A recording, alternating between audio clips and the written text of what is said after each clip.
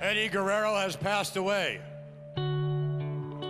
Eddie was in the prime of his life, 38 years old, the prime of his career. So tonight, we celebrate the life of Eddie Guerrero. The toughest thing about this day was what we were all living, what we were going through. It was hard for us to accept that Eddie was no longer with us. Everyone was hurting. I asked myself, what would Eddie have done? And Eddie was all about the business. Whatever happened, show must go on. I did expect to wrestle Shawn one day, just not under those terms. One of the greatest legends in WWE history. He has a lot of respect for this business and for the superstars that are up and coming. By Shawn Michaels asking me if I had the energy and the courage to have a match against him that night. He didn't have to choose me, but he did because he knew that Eddie would have loved it. That speaks of the type of human being that he is.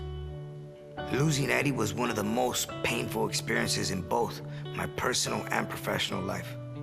The WWE Universe came together to pay tribute to one of the most respected and beloved superstars of all time. This was a difficult night for all of the obvious reasons, but we wanted to put on a show that Eddie would be proud of. I found myself in a rare one-on-one match with another living legend, the Heartbreak Kid, Shawn Michaels. Of course, I wanted to win for myself, for my fans, and for Eddie.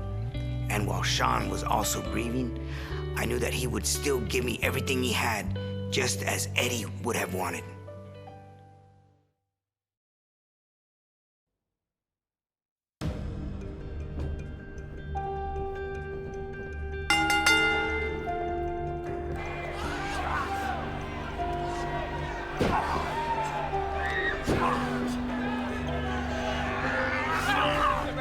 That night was heartbreaking, but at the same time, it was special in its own way.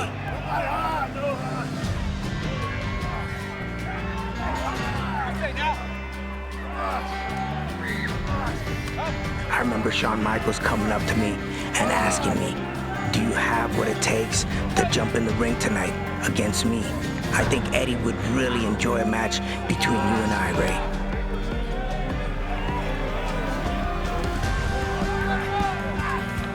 How can I resist? As heartbroken as I was, I knew that Eddie would have loved to continue on. So that's what I did. I knew it was going to be something special.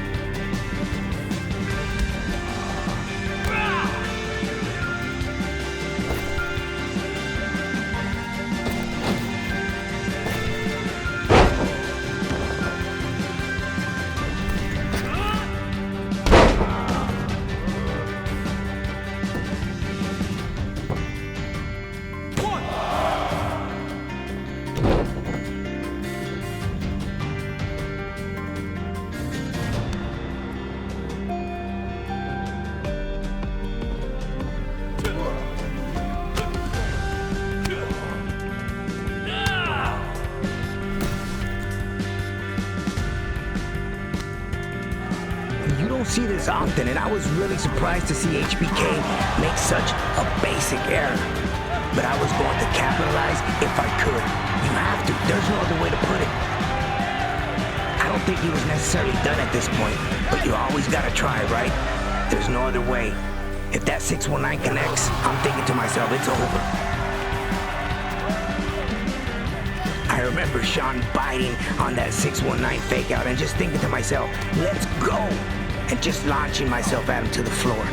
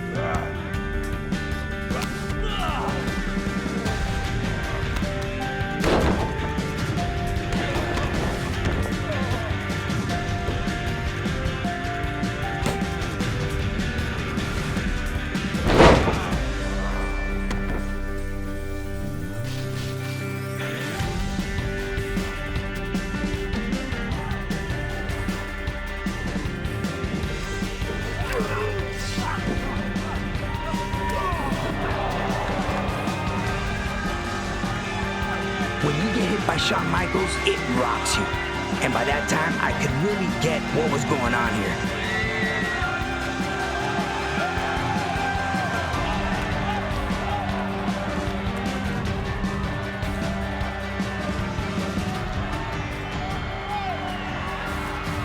Boom! There's that elbow drop. I was lucky that he didn't try to pin me then. That's because there's a sequence to all of that. He drops the elbow, he nips up, and then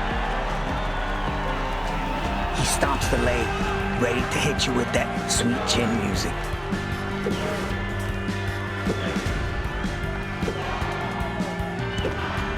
I remember getting up